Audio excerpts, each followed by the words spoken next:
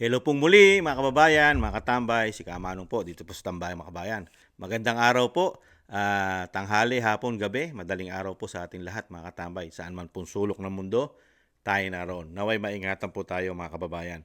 Ito po, komentuhan po natin mga katambay. Ang ating po mga kababayan ngayon ay dumadagsa po sa EDSA po, sa EDSA Shine ang ating mga kababayan mga katambay.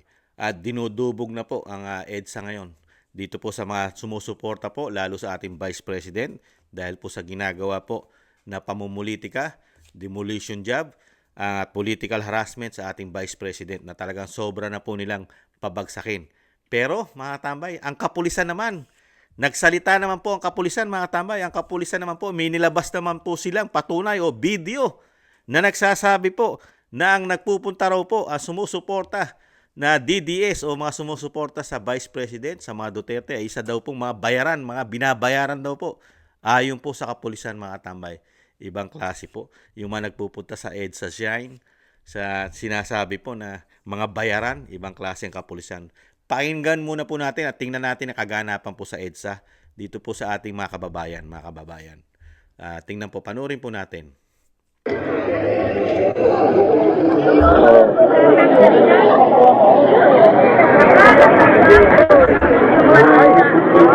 Karam. Kaka Eric? Oh, nakapituloy mo yan? Wala pa. Kasi Ito yung kanina, hinahanap pa namin eh. Kaka Eric.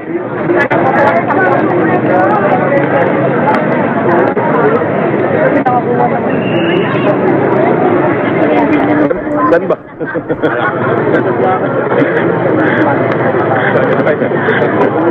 Sir. Yes, Kaya Rick. Nasaan ba? Oh, kabila. Tol.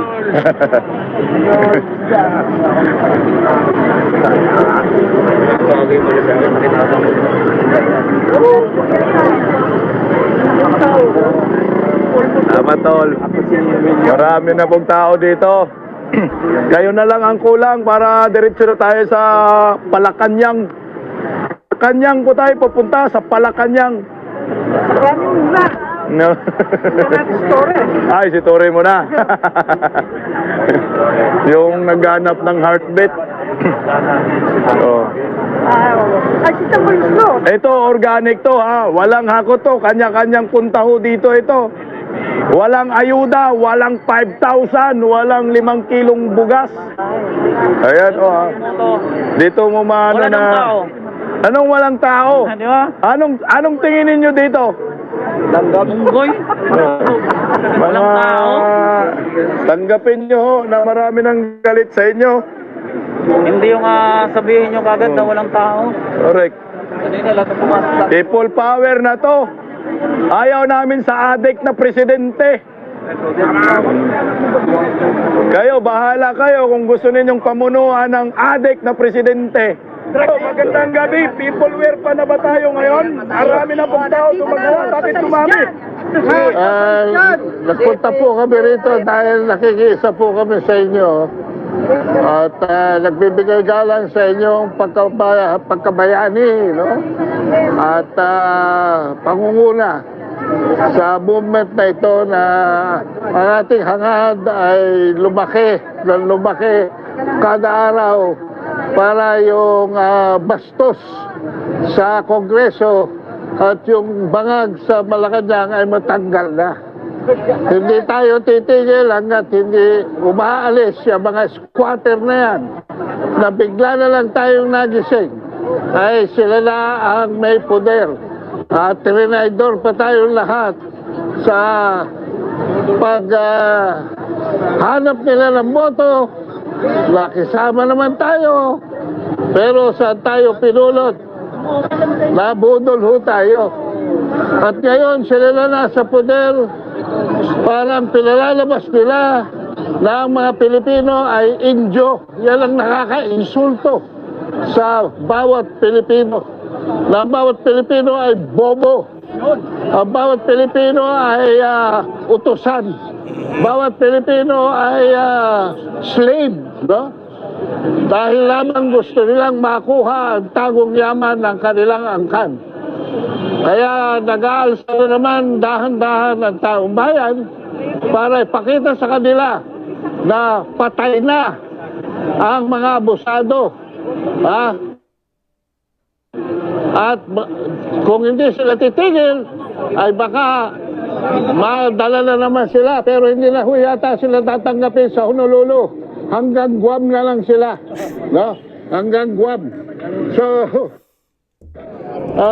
tingnan ho natin kung sino mamamayani nito. Ayan po mga tambay, ang pahayag po ni, I think si Kamentong po yan mga tambay, yan. Talagang nagpahayag po, ang suporta rin, ang kilala po na napakagaling po na isa po itong journalist at commentator din po ito. Meron din po itong YouTube vlog, ang si Kamentong po mga tambay. At magaling po ito. I think isa rin po itong nanunungkulan o dating may katungkulan po sa gobyerno. Mga katambay, I think, kung hindi po nagkakamali ang yung lingkod. Ito naman po mga katambay, ang sinabi naman po ng PNP, ibang klase po ang PNP natin. Nagparatang po na bayaran daw po naman ang nagaganap daw po at hakot at meron daw po nagpatotoo dito sa nagaganap po at yung mga DDS po na nagpupunta po sa EDSA Shrine, mga katambay. Ibang klase. There are some videos na lumalabas po, if I may share again, na yung iba po doon, allegedly, again, let me reiterate, allegedly, were transported from their barangays, papunta po doon sa lugar, pinangakuan daw po, nababayaran po sila, at pakakainin po. In fact, yung iba po sa kanila ay nagrereklamo dahil allegedly ang pangako sa kanila ay bibigyan sila ng 500 for 3 days pero ang ibinigay lang ay 200 po. Nandyan po, it was documented. Di ko alam kung sino po yung nagpalabas nito. We just want to share it with you po. Ito po yung isang tao na nasasabi. Lakas. Ito po yung nagkukwento na isang tao na hinatak lang sila ng kanilang mga barangay para pumunta doon. At mamaya ipapakita din, parang may mga resibo pa nung mapagbigay sa kanila ng 200 po.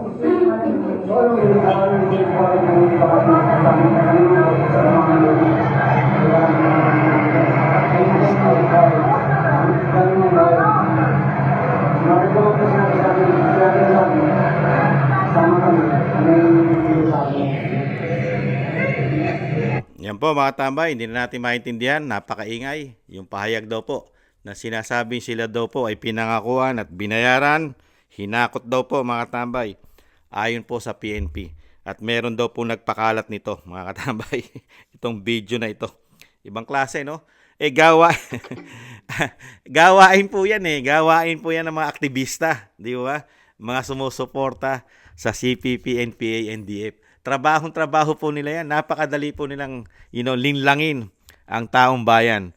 Napakalinaw nga sinabi ng mga DDS. Sila nahandoon, kusang loob. Walang nangyaring bayaran, suhulan. Kusang loob sila nagpunta sa EDSA Shrine. Di ba? Para po ipahayag yung saloobin po ng Pilipino. Kung malapit nga lang si Kamanong mga tambay, kung nahandol lang at napakalapit lang ni Kamanong, makikita nyo si Kamanong doon. Kaya lang ang inyong lingkod ay sobrang layo.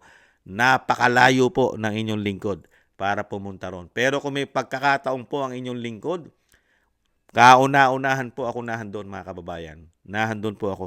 Makikiisa po ako ron sa ginaganap po sa EDSA mga kababayan para po makapagbigay din po ng suporta. Kaya lang, sa sobrang layo po ni Kamanong, sumusuporta na lang po tayo sa pamamagitan po ng nakikita natin, nararamdaman natin na paghihirap po ng ating bansa. Nagsasalita na lang po si Kamanong sa ngayon. Kung may pagkakataon, makikita-kita rin po tayo mga kababayan. Ito po, nakakalungkot ang kapulisan, kinokontra at naniniwala ron sa merong nag-upload at kumakalat, pinaniwalaan na, walang matibay na investigasyon. Antimano, pinalabas nila at kinukundina nila at parang may something na, mga katambay. Ito'y napakadali po itong gawin, lalo doon sa sinasabing nagpapabagsak sa Vice President. At siyempre, pag ang taong bayan na ay nakakaroon na ng ganito na rally Siyempre, yung mga kumukontra, gagawa nila ng issue yan. Pasisinungalingan po yan. Marami na pong nangyari niyan. Marami na po, di po ba? Na sinasabi nga, mga bayaran yan. Kung makatotohanan na sinasabi ng PNP, mga katambay, bakit ngayon lang sila nagsasalita ng ganyan? Napakarami rin na tao daw di umano. Di ba? Pagka merong mga event ang pamahalaan, lalo ang Bagong Pilipinas, na kung saan-saan pa sila nagpapa-event. Di ba? Dumadagsa din ang mga tao. Bakit hindi man lang nila inimbestigahan ng mga PNP? Baka yun lalong mas bayaran yun at lalong nagbibigayan ng 5,000 ron at may kasama pang bigas. Di po ba? Yun ang sinasabi natin. Kaya masyadong obvious ang PNP natin na talagang sinisingle out lang din nila. At masyado yata silang napakadaling maniwala sa mga palabas, sa mga video na wala man lang matibay yatang investigasyon. Malalim na investigasyon na ba ginawa nila?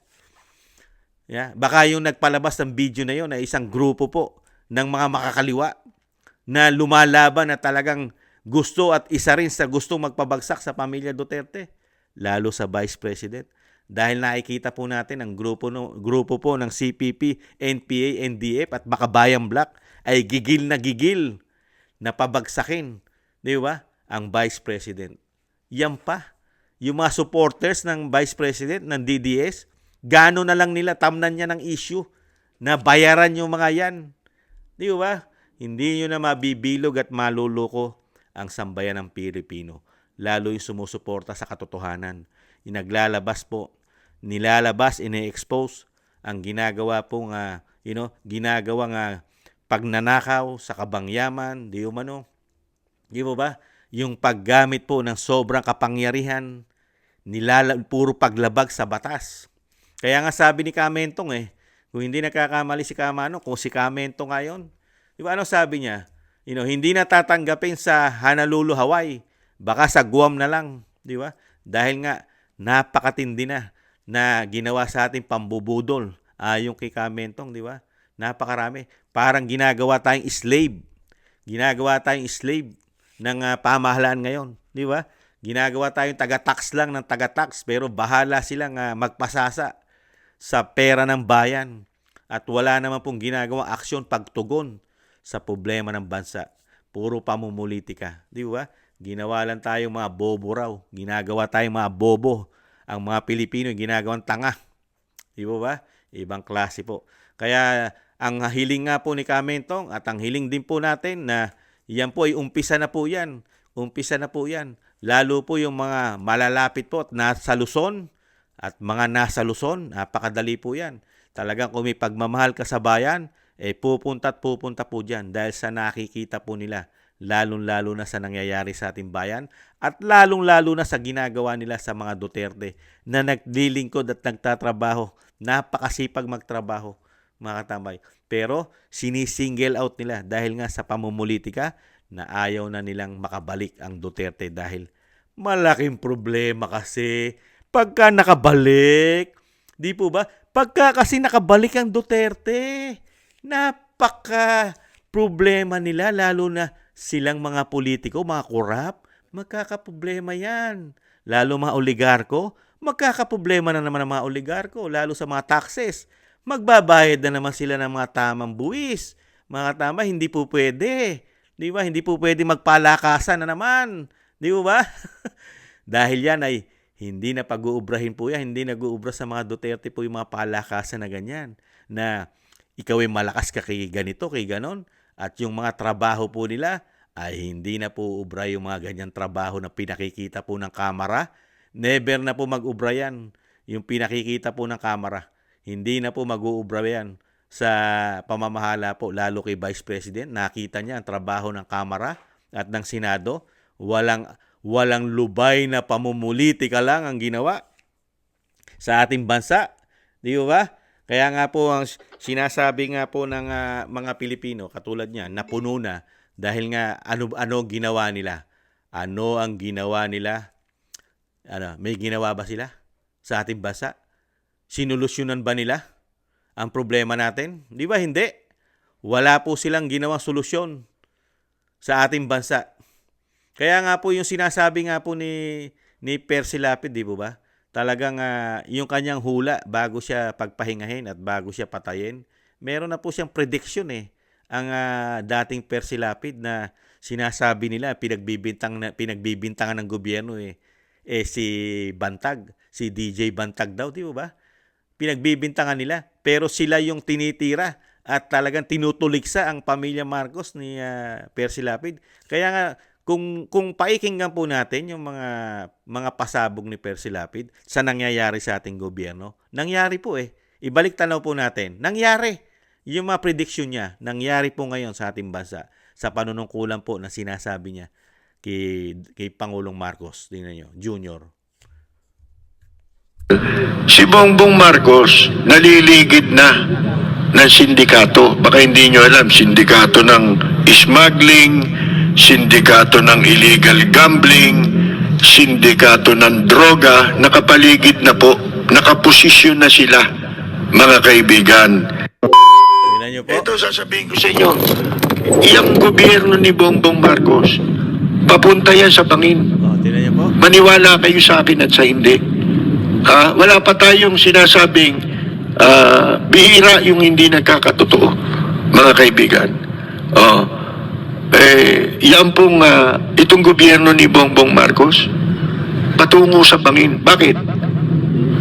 Napasok na sila ng sindikato Hindi nyo alam kung sino nag-a-appoint sa gobyerno. Makakala ninyo. Isipin mo yan, Yan ba, maiisip mo si Ochoa magiging isa sa mga screening committee ng mga government appointees sa gobyerno ni Bongbong Marcos. Katunayan yung bayaw niya ay na-appoint. Ewan ko lang kasi nung una raw. Ayan po mga tambay, nakita niyo po yung prediction ni Sirang Percy Lapid na binibintang po ang pagkamatay kay DJ Bantag, samantalang ang tinitira at ini-expose po ng Percy Lapid ay ang gobyerno po at kauna-unahan po ang Pangulong Marcos Jr., di ba? Kaya nga po, doon ka makakaroon ng isipin sino ba talaga nagpapatay kay Percy Lapid? Di ba? Nakita niyo po yung prediction ng Percy Lapid. Nagkatotoo Nagkatotoo po sa gobyerno natin ngayon. Kasi, una-una, hindi natin alam kung sino nag-a-appoint. Tapos yung mga ina-appoint, talagang may mga problema at may mga history ng mga korupsyon. Tapos sino po yung mga nakapasok na raw po sa gobyerno? Nahandyan, mga drug lord. Di ba? Mga smuggler. Mga tambay. At marami pang iba. Ayon sa Percy Lapid. Kaya nga po, saan daw pupulutin ang gobyerno natin? Sa Kumunoy. Ayon kay Percy Lapid. Kaya ganyan po nangyayari sa atin. Kaya ang mga Pilipino ngayon, ano sabi ng mga Pilipino? Nabudol. Nagkatotoo yata ang sinabi ni Percy Lapid, ang kanyang prediction, na talagang lumaganap po kasi droga, korupsyon. Tapos ang problema po natin sa mga smuggler, hindi naman nasusolusyonan. Sa droga, hindi rin po. Di ba? Walang solusyon. Lumaganap, talamak ang korupsyon. Lalo sa institusyon ng Kamara at Senado, ayon sa Vice President. Kaya dito po mga tambay, nagamit na po lahat. Yung ginagawa pong peaceful rally ng mga DDS ay ginagawan po ng issue pa ng PNP mga katambay. Parang sinasabi ng PNP na puro bayaran at talagang binabayaran lang yan. PNP pa mga katambay ang nagsimula ng investigasyon. Talagang pati yata ang kapulisan at PNP ay mukhang natatapalan na yata, di umano. Mukhang malaki rin yata ang lagayan mga katambay. Ang lagayan, di kaya? Nagtatanong lang po. Kaya po mga katambay, ganun na lang ang gagawin po natin. Sumuporta po tayo para sa talagang ikauunlad at talagang makabangon pa ang ating bansa. Dahil po ito, sa loob lang ng 3 taon, napakarami na po natuklasan ng mga Pilipino, lalo po ng nagsusuri. Lalo na ang dating Pangulong Duterte. Yung mga korupsyon na nangyayari sa bansa, lalo sa pagkuha ng pera sa PhilHealth, ay isa pong itinuturing ito ng dating Pangulong Duterte na isang malaking istapa. Pagnanakaw po ito sa pera ng Pilipino. Kaya po mga katambay, ang suporta po ng Pilipino ay nasa Vice President. Sumusuporta po ang Pilipino sa Vice President. Kahit po ano gawin nilang pagpapabagsak dito, pagkampi-kampihan nila, ang Pilipino sumusuporta sa Vice President at sa mga Duterte. Kaya po isama po natin sa dasal, panalangin, ang pag-iingat po sa mga Duterte, lalo po sa Vice President, mga katambay. Muli po, maraming salamat po. At sana po hindi po kayo, ang ating mga kababayan na nasa EDSA, na nagtitipon, sana po hindi po kayo gipitin. Hindi po sana gipitin ng gobyerno ang ginagawa ng ating mga kababayan. Huwag sanang kitilin ang freedom of expression ng ating mga kababayan. Dahil yan po ay pag ginawa nila yan, talagang sobra na po sila. Yung expression po ng kalayaan nating mamahayag ay kikitilin nila, talagang sobra na sila, para na sila nagdideklara ng martial law sa ating bansa. Muli po, maraming salamat po sa mga gusto po ng ating maliit na Tambayang Makabayan sa YouTube at TikTok. At thank you rin po sa mga nagla-like, share, and subscribe and nagko-comment. Thank you po mga kababayan. Suportahan po natin ang pagbabago ng ating bansa para po tayo sa tama. Maraming salamat po. Paalam. Bye-bye. Ingatan nawa.